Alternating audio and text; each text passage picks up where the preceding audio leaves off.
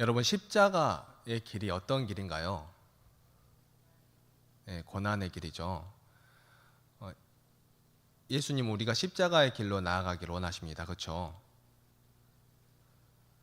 근데 예수님은 우리가 고난의 길로 나아가기를 원하실까요? 그건 아닌 것 같죠. 목사님 좀 전에 십자가의 길이 어떤 길이냐고 물어봤잖아요. 그래서 제가 고난의 길이라고 했는데 예수님께서 십자가의 길로 나오기를 원하신다면서요. 근데 그게 고난의 길이 아니라고요? 아리까리한데 헷갈리죠? 목사님이 지금 무슨 소리를 하려고 저러시나. 여러분, 잘 생각하셔야 합니다. 잘 생각하셔야 돼요. 말씀을 들으시고 여러분이 기존에 가지고 있었던 생각을 접으셔야 돼. 잘못 생각하고 있던 거는 접으시고, 내가 이런 거 잘못 생각하고 있었구나. 말씀 가운데 새로 깨달아지는 게 있으면 새로 깨달은 길로 가야 됩니다. 그렇죠? 근데 기존에 잘못 알고 있었던 게 있었는데, 아니야, 목사님이 틀린 거야, 저거 목사님이 잘못 말씀하고 계신 거야, 기존에 내가 알고 있던 게 맞아. 그렇게 쭉 가면 될까요? 안 될까요? 안 돼. 고민하셔야 됩니다. 여러분, 예수님께서는 우리가 십자가의 길로 나아가기를 확실히 원하십니다. 그렇죠? 그런데 여러분이 아시다시피 십자가의 길은 고난의 길입니다. 맞죠? 그런데 예수님께서는 우리를 고난의 길로 가기를 원하신 것은 아니라는 거예요. 무슨 뜻이냐? 그러면 그 십자가의 길이 그게 어떠한 길인지 생각해 볼 필요가 있다라는 거죠. 그렇죠? 예수님께서 가신 그 길은 분명히 고난의 길이었습니다. 그런데 그 길이 왜 고난의 길이었나요? 예수님께서 가신 그 길은 그냥 고난의 길이 아니었습니다. 누구 때문에 고난의 길이었죠? 네, 맞습니다. 우리 때문에. 정확하게 말하자면 우리의 죄 때문에. 다시 말하자면 나 때문에. 나 때문에 그 길이 고난의 길이 된 것입니다. 그러니까 하나님께서 나를 어떻게 하셔서? 사랑하셔서. 그러니까 그 길은 고난의 길이지만 다시 말하자면 그 길은 어떤 길? 사랑의 길, 또 생명의 길인 것입니다. 맞죠? 그러니까 예수님께서 우리에게 나아가기를 원하시는 길은, 야, 내가 이만큼 고난당했으니까 너도 이만큼 고난당해라 하신 걸까요? 아니죠. 내가 이만큼 너희들을 사랑했어. 너희가 그 사랑 받고 누렸으면, 느꼈으면 너희는 어떻게 해라? 서로 사랑하라. 그것이 하나님의 뜻입니다. 여러분, 이 세상을 살아갈 때 큰 전제가 있어요. 잊어버리면 안 될 전제. 예수님을 믿을 때도 마찬가지예요. 성경 말씀을 읽을 때도 큰 전제를 우리 마음속에 생각하고 있어야 돼요. 그게 어떤 거냐 하면은, 하나님은 그 사랑이 끝이 없으시다라는 분이시다라는 것을 우리 마음속에 항상 전제를 하고 성경을 읽으셔야 돼요. 그리고 어떤 것을 할 때도, 어떤 이상한 말씀을 볼 때도, 이상하다, 이 말씀 왜 이렇게 하셨을까? 라고 생각이 들 때도 그 말씀을 가지고 하나님의 사랑을 유추하려고 하지 마시고, 전제를, 하나님께서는 무조건 사랑이시다라고 전제를 세워놓고 말씀을 읽어가야 답이 찾아질 때가 많이 있습니다. 그렇게 해서도 안 찾아지시면 이제 교육자분들한테 문의를 하셔야겠죠. 아무튼 여러분, 설교 말씀을 들으실 때 또는 성경을 읽으실 때 무조건 하나님은 사랑이시다, 그 관점을 가지고 들으시는 길을 간절히 소망합니다. 그래야 김광식 목사가 오늘 이상한 말씀 하던데 왜 저럴까? 그렇게 갈 수가 있어요. 전제를 잊어버리고 들으면.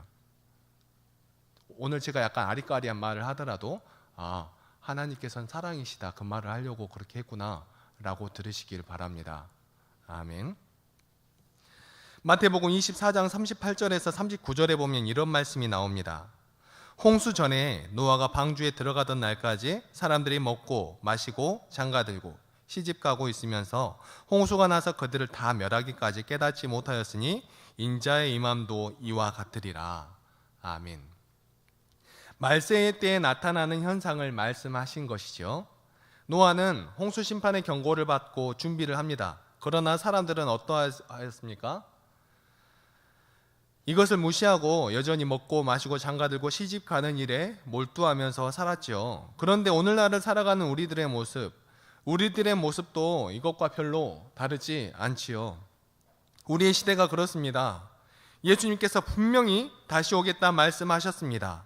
이를 깨어 근신하며 준비하라 말씀하셨지요. 그러나 사람들은 이것을 무시하고 그저 여전히 먹고 마시고 즐기고 자기의 삶을 살아가기에 바쁩니다. 사랑하는 성도 여러분, 우리가 세상 가운데 예수 그리스도를 믿는 성도로서 구분된 삶을 살아가기를 소망한다면 우리마저 이러한 세상의 흐름에 그냥 살아갈 것이 아니라, 세상이 그냥 그렇게 살아가니까 나도 그 속에 휩쓸려서 그냥 그렇게 살아갈 것이 아니라, 날이 가며 그날이 가까울수록 더욱더 경건을 훈련하며 거룩한 삶을 살아내는 그러한 모습으로 나아가야 한다라는 것입니다. 그런데 바로 이 사순절 기간이, 특별히 고난주간을 보내고 있는 이때 더욱더 우리의 모습을 돌아보는 그런 귀한 시간으로 삼아야 할 것입니다. 우리가 함께 지키고 있는 바로 지금 이 고난주간에 더욱더 예수님께 가까이 나아가는 특별한 은혜의 시간이 되시기를 간절히 소망합니다. 오늘 본문은 요엘 선지자가 우상 숭배가 만연했던 유다 백성들 가운데 하나님께 돌아오라 하는 메시지를 담고 있는 말씀입니다. 오늘 이 본문의 말씀을 통하여서 사순절의 의미를 돌아보고 또 사순절의 은혜를 함께 깨달아 가시기를 소망합니다. 첫 번째는 우리 자신을 돌아보아야 한다라는 것입니다. 12절의 말씀을 보면 이렇습니다. 너희는 이제라도 금식하고 울며 애통하고 마음을 다하여 내게로 돌아오라 하셨나니. 아멘. 내게로 돌아오라. 내게로 돌아오라. 무슨 뜻인가요? 내게로 돌아오라 라는 말 뜻에 전제가 있죠. 어떠한 전제가 있습니까?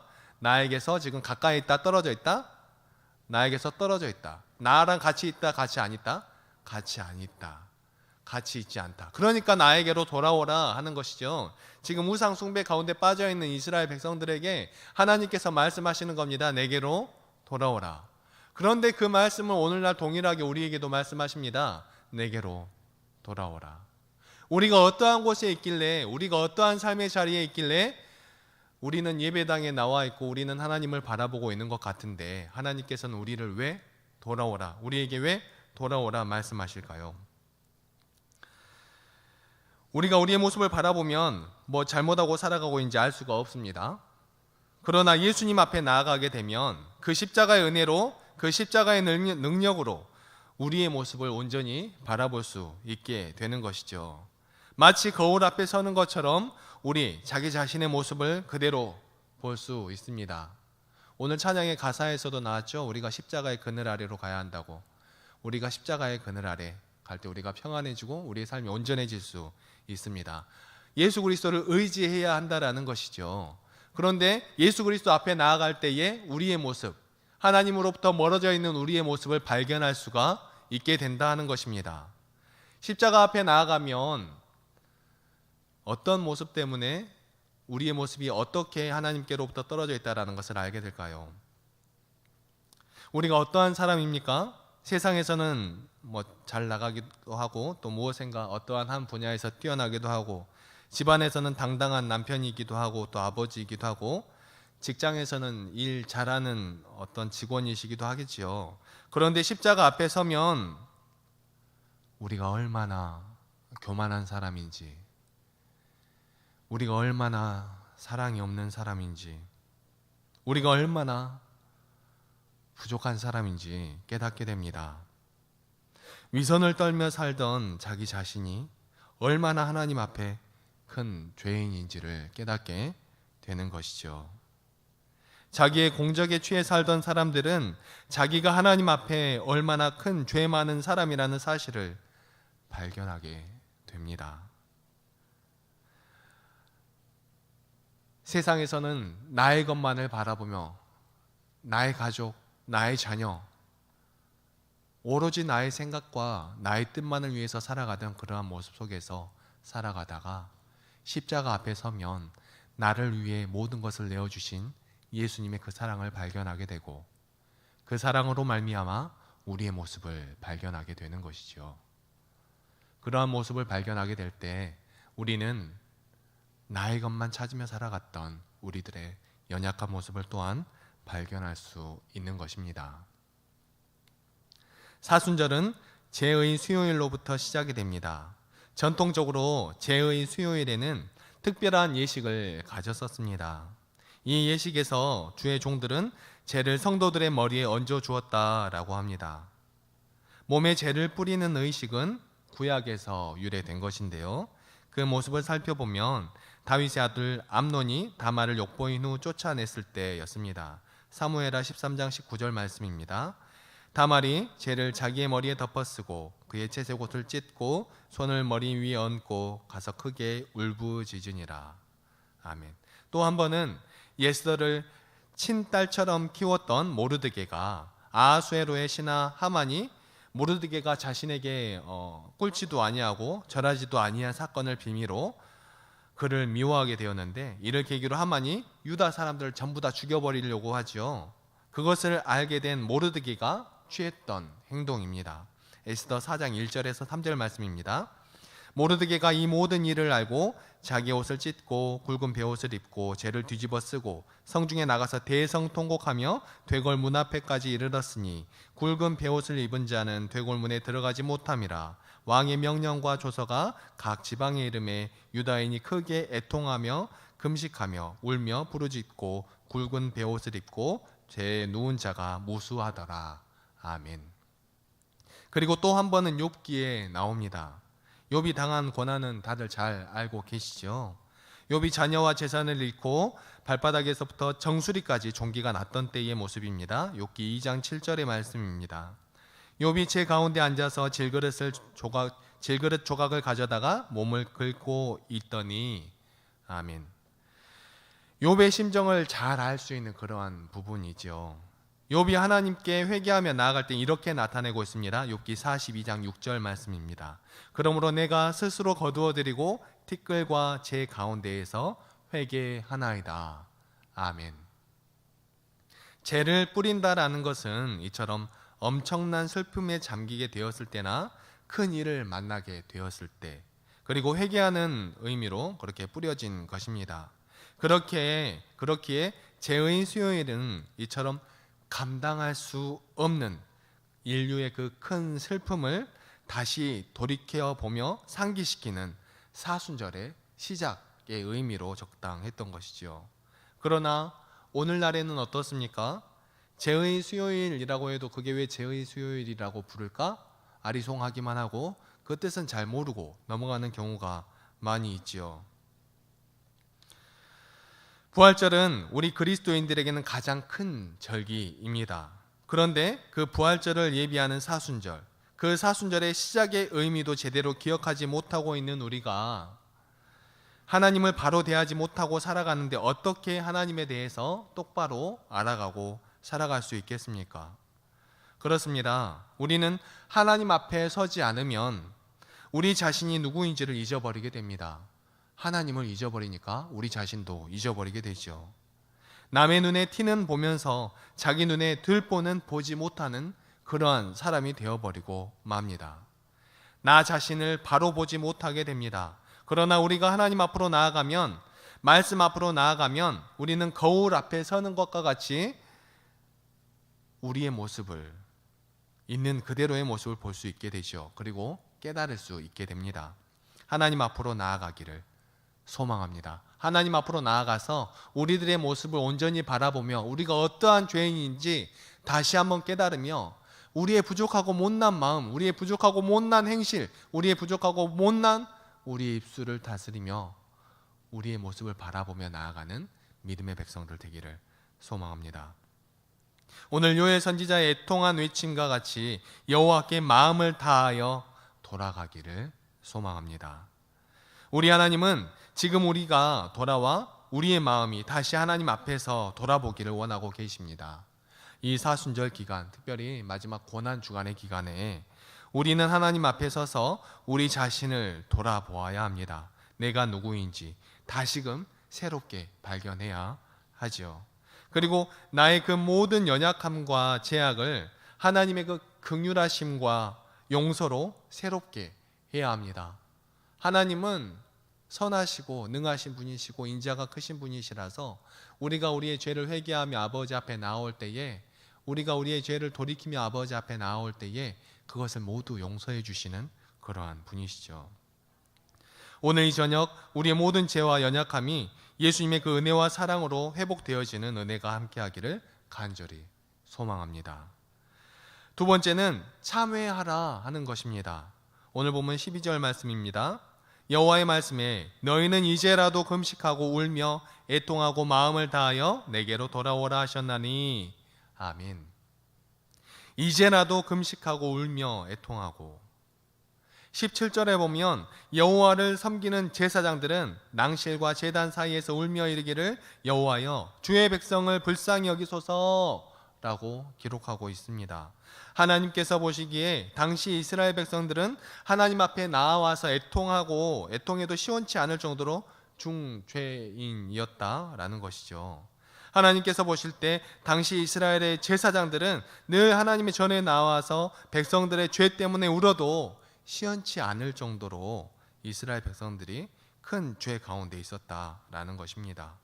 그래서 하나님께서 눈물을 요구하시는 것이죠. 사랑하는 성도 여러분, 지금 우리는 이 땅에 왕 같은 제사장으로 세움을 받은 한 사람 한 사람의 성도들입니다. 우리 성도들에게 하나님은 눈물을 뿌려 회개하며 이 땅을 위해 기도할 것을 명령하고 계시는 것이지요. 노아의 때와 같은, 아니 노아의 때보다도 더욱더 악이 만연한 이 세상을 위하여서 누가 울며 누가 회개하며 나아가야 하겠습니까? 코로나로 쓰러져가고 있는 국민들을 위해서, 이 나라와 이 민족을 위해서 대통령 선거가 끝났지만 점점 더 다툼과 분열이 심해지는 것만 같은 이 상황에 정말 점점 평화로워져야 될 것만 같은 이런 상황 가운데 정말 러시아와 우크라이나의 전쟁, 그런 상황을 겪고 있는 이러한 때에 누가 이 땅을 위해서 기도해야 하겠습니까? 하나님은 지금 우리를 부르고 계시는 것입니다. 누가 나를 위해 이 세상에 갈꼬? 라고 물으실 때에 주님, 내가 여기 있사오니 나를 보내소서 외칠 수 있어야 합니다. 주님, 제가 여기 있습니다. 주님, 우리 교회가 여기 있습니다. 주님, 우리가 열심히 기도하겠습니다. 주님, 우리가 눈물 뿌려 기도하겠습니다. 그렇게 기도하며 나아가야 하는 것이죠. 주님을 위해 애통하며 회개할 주님이 찾으시는 그 한 사람, 그 한 교회가 여기 있습니다. 우리를 사용하여 주옵소서라고 기도하며 나아가야 할 때인 것입니다. 우리가 하나님 앞에 서면 우리가 얼마나 큰 죄인인가를 깨달을 수 있고, 또 그 하나님 앞에서 눈물을 흘리게 되죠. 자신의 죄를 하나님 앞에서 참회하게 됩니다. 그뿐만이 아니라 이 땅을 위하여서, 우리의 모습뿐만을 넘어서서 이 땅, 이 세상을 위하여서 정말 우리가 한 사람 한 사람의 중보자가 되어서 아버지 앞으로 나아갈 수 있는 믿음의 백성들이 되시기를 간절히 소망합니다. 세 번째로 거룩함을 회복하라 하는 것입니다. 16절 말씀입니다. 백성을 모아 그 모임을 거룩하게 하고 장로들을 모으며 어린이와 젖 먹는 자를 모으며 신랑을 그 방에서 나오게 하며 신부도 그 신방에서 나오게 하고. 아멘.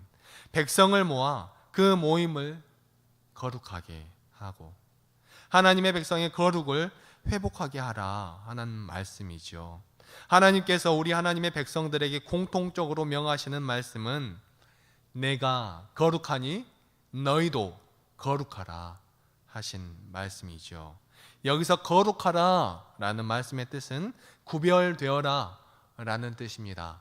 그런데 무엇과 구별되어라 하는 것입니까?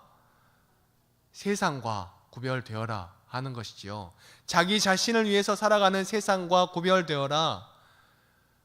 물질의 가치를 따라가는 세상과 구별되어라. 스펙을 쌓기 열중인 세상과 구별되어라. 제 코가 석자라고 말하는 세상과 구별되어라. 나의 것만을 챙기는 세상과 구별되어라. 그리고 어떻게 하라는 말씀입니까? 구별하여서 어떻게 하라는 말씀이시죠? 이제 하나님의 백성이 된 너희들은 이 세상 사람들과 구별되어서 하나님을 사랑하고 이웃을 사랑하라 하는 것이죠.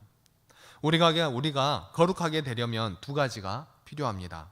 하나는 거룩에 대한 열망입니다. 여러분, 연어 아시죠? 연어. 제가 아는 누군가가 연어를 참 좋아합니다. 근데 그 관상용으로 연어를 좋아하는 게 아니라 입으로 들어가는 걸로 연어를 좋아해요. 그런데 개는 참 싫어합니다. 물론 입으로 들어가는 개를 싫어한다는 뜻이에요. 아무튼 이 연어가 어떠한 습성을 가지고 있습니까? 여러분, 연어 하면 무엇이 떠오르시나요? 별 생각 안 나시죠? 연어 하면 침이 그냥 연어 하면 강을 거슬러 올라가는 모습이 생각나죠. 네, 강을 거슬러 올라갑니다. 그것을 회귀라고 하죠. 무슨 뜻입니까? 알을 낳기 위해서 또는 여러 가지 이유로 자신이 살던 곳으로 돌아가는 특성을 말하죠. 그런데 연어뿐만이 아니고 다른 어종들도 이러한 특징을 가지고 있는 어종들이 있습니다. 그리고 철새들이 그 철새들이 나침판을 가지고 있는 것도 아니고 지도를 가지고 있는 것도 아닌데 그 먼 대륙을 왔다 갔다 할 수 있는 것도 이러한 회귀 본능 때문이라고 해요. 그리고 비둘기 같은 경우는 귀소 본능이라고 하죠. 똑같은 건데 회귀 본능하고 비슷한 말입니다. 그런데 이런 걸 이용해서 집으로 돌아가려고 하는 습성, 이런 것을 이용해서 옛날에는 전속으로 사용을 하고 했었죠. 참 신기하죠. 그런데 이 연어라는 물고기가 자기가 태어난 물로 돌아가고자 하는 그 열망으로 목숨을 걸고 그 하천을 거슬러 올라가서 자리를 찾아갑니다. 그런데 우리 그리스도인들은 이 땅에서 살아가는 동안 거룩에 대한 열망을, 그와 같은 열망을 가지고 살아가야 한다라는 것입니다. 여러분, 우리가 믿음으로 구원받으면, 우리가 거듭나면 천국 가죠. 그런데 우리가 거듭났는지 거듭나지 않았는지는 무엇으로 알 수 있습니까? 우리의 삶의 열매를 보면 알 수 있습니다. 그렇죠? 그런데 우리의 삶의 열매는 하나도 나타나지 않는데 나는 거듭났어, 나는 구원받았어 라고 하면 그건 구원받은 사람일까요? 아닐까요? 글쎄요, 좀 아리까리합니다. 아리송하고 잘 모르겠습니다. 저는 솔직히 그 삶에 사랑 열매가 나타나지 않는다면 살짝 돌아봐야 됩니다. 하나님께 그 생명을 약속받은 사람이라면 그 삶 가운데 분명하게 생명의 열매가 나타나는 것이죠. 그런데 우리가 정말 구원받은 성도로서의 삶을 살아간다고 하면서 그러한 열망 하나도 없이 내가 정말 예수님께 구원받았다라는 그러한 사랑으로 말미암아 정말 가득 찬 우리 성도들에게 이웃들에게 나누어야 할 그러한 사랑의 모습이 하나도 없이 살아간다면 얼마나 안타까운 모습일까요? 살면서 이런 말 자주 들어보셨지요? 우리의 사랑은 감정에 의한 사랑이어선 부족하고 노력에 의한 사랑이어야 된다. 혹시 처음 들어보시지는 않으시죠? 들어보셨어요? 처음 들어보셨어요? 죄송해요. 처음 들어보셨을 수도 있어요. 무슨 뜻이냐면 우리가 감정적으로만 사랑해서는 안 된다라는 것이에요. 그러니까 우리가 기분이 좋을 때만 사랑할 만한 사람에게만 사랑을 해서는 안 된다라는 뜻이에요. 우리가 의식적으로 남을 사랑하려고 노력해야 된다라는 뜻입니다. 물론 정말로 마음속으로 감화가 돼서 하나님처럼 예수님처럼 성화가 다 되어버린 사람이라면 항상 마음에서 그렇게 우러나겠죠. 그런데 보통은 잘 안 그러잖아요. 그렇죠? 보통은 이 사람은 사랑할 수도 있는데 저 사람은 좀 밉기도 하고 그런 사람 있잖아요. 그런데 그러면 안 된다라는 거예요. 무슨 뜻입니까? 우리가 감정적으로 사랑할 만한 그러한 사람만을 사랑할 뿐만이 아니라 속으로는 미워 죽겠어. 누군가 저를 보면 김 목사 미워 죽겠어. 하지만 사랑하셔야 된다라는 거예요. 의식적으로 미워 죽겠는데 사랑하셔야 된다는 거예요. 하는 짓마다 미워 죽겠어. 앞에서 찬양하는데 미워 죽겠어. 근데 사랑해야 된다라는 거예요. 앞에서 말씀 전하는데 미워 죽겠어. 근데 사랑해야 된다라는 거예요. 만약에 제가 미워 죽겠어 가지고 그냥 미워하잖아요. 그럼 제가 손해가 아니라 누가 손해예요? 여러분들이 손해예요. 미워 죽겠는 그 사람 때문에 그 사람이 벌 받았으면 좋겠는데 미워하는 내가 손해라는 거예요.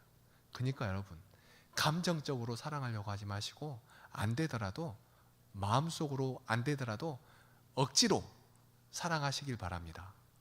그게 그리스도인입니다. 예수님 우리를 사랑하셨을까요? 어떻게 알아요? 속으로 우리를 죄송합니다. 예수님은 그러셨을 뿐이죠. 당연하죠. 그런데 우리는 그렇게 안 되더라도 그렇게 해야 된다라는 거예요. 예수님처럼. 우리의 마음이 그렇게 되지 않더라도 예수님 닮아가려고 의지적으로 노력하며 예수님 따라 그 길을 나아갈 수 있는 믿음의 백성들이 되기를 소망합니다. 우리에게 예수님처럼 살고 싶다는 그런 간절한 열망, 우리의 삶 속에서 예수님의 향기를 전하고 싶다는 그 간절한 열망이 회복되어야 하는 것입니다. 그리고 다른 하나는 거룩한 삶을 살아가기 위한 용기입니다. 이 세상이 우리를 유혹합니다. 나의 유익만을 쫓아 살아가라고 유익합니다. 제가 예전에 어떤 분을 한번 신방을 간 적이 있었는데 그분이 그런 말씀을 하시는 거예요. 그분은 사업을 하세요. 사업을 하시는데 교회에 다니니까 사업할 때 조금 손해보고 이런 게 있을까요? 없을까요? 믿음을 지키면서 살아가려고 하니까 손해보는 게 있어요. 그죠?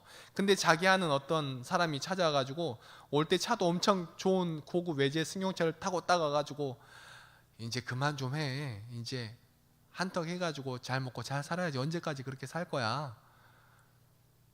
제가 그 말을 들으면서 집사님 너무 대단하다. 저 같은 사람들은 그런 유혹을 받을 일이 있을까요? 없을까요? 없어. 그래서 행복합니다. 그런데 다른 세상에서 나아가서 살아가신 여러분들은 그 세상에서 그런 유혹을 받을 일이 많아요, 적어요? 예, 그렇죠. 엄청 많을 겁니다.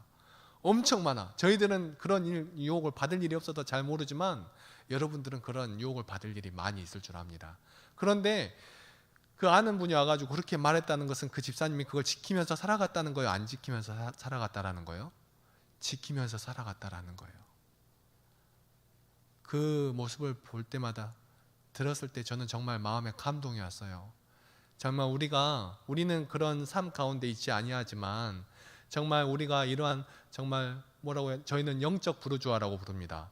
물질적으로는 부르주아가 아닐지라도 하나님 아래서 언제나 그렇게 영적으로 받고 살아가는 영적인 부르주아.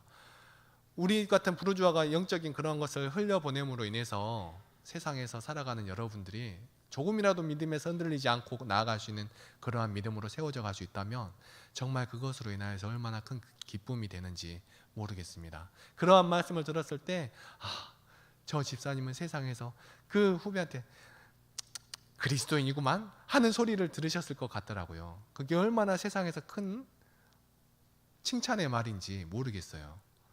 여러분, 그런 말씀을 많이 듣고 살아가는 믿음의 백성들이 되기를 소망합니다. 그런데 우리가 세상에서 그렇게 살아갈 때 우리가 용기가 있어야 된다라는 거예요. 우리가 죄 짓고 살아가지 않으려고 노력하면 세상 사람들이 이야기합니다. 너만 잘났냐? 너만 착한 사람이냐? 라고 이야기를 해요.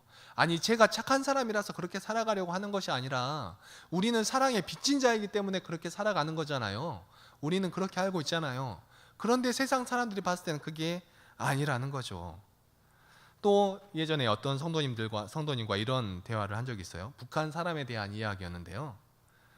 그 중에서도 김정은 이야기를 하면서 제가 그랬어요. 참 안타까운 사람이라고 표현을 했어요. 저는 죄 짓고 살아가는 사람을 보면 나쁜 놈이라는 생각보다는 안타깝다라는 생각이 들더라고요. 물론 제가 그 일을 직접 안 당해봐서 그렇게 표현할지도 모르겠습니다만 나쁜 놈 이전에 안타까운 사람이라는 생각이 들어요. 그런데 그 성도님은 그 나쁜 놈이 왜 안타깝다라고 하느냐, 나쁜 놈인데 왜 안타깝다라고 표현하느냐라고 말씀하시더라고요. 그래서 제가 이렇게 말씀을 드렸습니다. 혹시 성도님이 자녀가 있는데 그 자녀가 맨날 나쁜 짓만 하고 다니면 성도님 마음이 좋으시겠어요? 나쁘시겠어요? 나쁘죠. 안타까울 거 아니에요. 안타깝다라는 것보다 너무너무 속상할 거 아니에요. 근데 그렇게 제가 그렇게 말해서 그 성도님은 이렇게 말씀하시더라고요. 자기 인생 자기가 그렇게 살아간다는데 그게 왜 안타깝습니까? 라고 말씀을 하시더라고요. 정말 놀랍다라는 생각이 들었습니다. 그래서 저는 그 성도님을 보면서도 안타깝다라는 생각이 들었습니다. 하나님을 믿는다고 하면서, 예수님을 믿는다고 하면서 하나님께서 믿는 사람들에게 무엇을 바라시는지 전혀 모르고 있으시기에 안타까웠습니다. 세상 사람들은 자기 한 몸 건사하기도 힘들다며 제 코가 석자라고 말합니다. 이럴 때 우리는 no, 아니요 라고 할 수 있어야 합니다. 세상이 자기만 바라보라고 할 때 우리는 no, 아니요 라고 할 수 있어야 합니다. 물론 자기 앞가름하기도 힘듭니다. 저도 제 앞가름하기가 힘듭니다. 하지만 예수님의 그 십자가의 사랑을 알기 때문에 다른 사람들을 안타까워하고 다른 사람들을 위해 기도할 수 있는 것이죠. 제가 무엇이 그 성도님보다 나아서 그 성도님에 대해서 안타까워하고 제가 무엇이 김정은보다 낫다고 김정은에 대해서 안타까워한단 말입니까? 그들에게 없는 것, 이웃을 향한 그 사랑이 있기 때문에 그랬다고 생각합니다. 사랑한다면 그냥 가는 대로 두고만 보지 않습니다. 자기 자식이 자기 인생 간다고 그냥 내버려 두는 사람이, 그런 사람 본 적을 없기는 한데 그분이 말씀으로라도 그렇게 하시니까 그게 안타까웠다라는 거예요. 세상은 네 코가 석자다고 말하고 네 앞가림이나 잘하라고 말합니다. 그러나 우리는 그리스도의 사랑을 가지고 구별되어야 하는 것입니다. 하지만 우리는 우리가 옳다고 보는 것에 대하여 옳음을 주장하는 그러한 사람들은 아닙니다. 그래서 제가 처음에 말씀드렸죠. 내가 생각하고 있는 것은 이건데 목사님이 다른 소리 안 해? 그러면 돌려 먹을 줄도 알아야 합니다. 하나님이 말씀하시는 것에 대하여 주장하는 사람이 되어야 한다라는 것이죠. 하나님의 말씀은 이웃을 사랑하고 이웃을 배려하라 말씀하십니다. 하나님이 예배를 어떻게 드려라 말씀하시지 않으셨죠. 주일마다 와서 예배드려야, 어떻게 예배드려야 한다 말씀하시지 않으십니다. 다만 주님을 기억하기를 바라시고 주님을 사랑하고 주님을 사랑하듯이 이웃을 사랑하기를 원하시죠. 전에 어떤 청년 한 명이 청년들을 위해서 순결서약을 하자라고 이제 청년 모임에서 그런 말을 한 적이 있어요. 취지가 좋습니까? 나쁩니까? 좋죠. 근데 이미 순결을 잃어버린 사람이 있으면 어떻게 해요? 어떻게 합니까? 그 사람은 거짓말로 순결서약 해야 됩니까? 아니면 나는 이미 순결을 잃어버렸어 이렇게 커밍아웃을 해야 될까요? 좋은 취지로 했지만 좋은 방향으로 나아갈 수는 없겠죠. 그래서 그거를 약간 방향을 틀었습니다. 그래서 어떻게 해야 했냐면 순결서약 말고 헌신서약을 하자. 헌신서약, 우리가 헌신하겠습니다 하고 헌신서약을 하자. 그래서 더욱더 밝고 아름다운 방향으로 나아가는, 건설적인 방향으로 나아가는 그런 청년의 때가 있었습니다. 하나님 앞에 더욱더 우리의 삶을 온전히 드리자는 그런 의미로 하자. 그러면 그렇게 상처받는 사람이 있을 수가 없겠죠. 그렇게 우리가 생각했을 때 맞다라고 주장하는 그러한 방향으로 나아가는 것이 아니라 다른 사람의 입장에서 다른 사람을 생각하고 다른 사람을 배려하는 입장으로 나아가야 하는 것입니다. 그렇게 우리에게는 용기가 필요합니다. 내가 옳다고 생각했던 것을 내려놓을 수 있는 용기. 분쟁이 많은 교회들을 둘러보면 보통은 그런 경우가 많이 있습니다. 막 시끄러운 교회들 있잖아요. 이야기가 많이 나오는 교회. 그런 교회들을 바라보면 보통은 그 교회 안에 있는 사람들이 나빠서라기보다는 착한 사람이 너무 많아서 그런 경우가 있습니다. 아니 목사님, 착한 사람이 많은데 어떻게 분쟁이 일어나나요? 말이 안 맞잖아요. 그러니까요, 말이 안 맞죠. 그런데 이게 웬걸? 이 사람 말을 들어보아도 하는 말이 맞는 말이고 저 사람 말을 들어보아도 하는 말이 맞는 말이고 또 다른 사람 말을 들어보아도 하는 말이 맞는 말이고. 제가 신학교 다닐 때요 120명의 전도사님들이 있었어요. 그런데 120명이 다 같은 옳은 소리를 해요. 근데 의견이 120개예요. 그러면 서로 싸울까요? 안 싸울까요? 싸워요. 자기의 말이 옳다고. 다 옳은 말이에요. 근데 싸워요. 자기가 옳다고. 그러면 그게 선한 거예요? 안 선한 거예요? 선하지 않은 것 같죠. 맞습니다. 우리가 꼭 사사기에 기록된 것처럼 자기의 소견에 옳은 것을 필요가는 사람들만 있었기 때문에 소란스러웠던 것입니다. 여러분은 바르고 정직한 사람이 되기를 원하십니까? 아니면 진짜 그리스도인이 되기를 원하십니까? 진짜 그리스도인은 다른 것에 목매지 않습니다. 복음에 목매는 사람이죠. 복음에 목맨다라고 해서 또 이리저리 백방으로 전도하러 다니고 이것만을 말하는 것은 아닌지 잘 아시죠? 예수 그리스도의 그 복음, 생명의 복음, 그것은 죽기까지 이웃을 사랑하라 하신 그 복음을 증거하며 삶을 살아가는 것이지요. 사순절을 살아가는 우리의 모습은 어떻습니까? 십자가. 그 십자가를 바라볼 때에 내가 어떻게 하면 고난 당해볼까?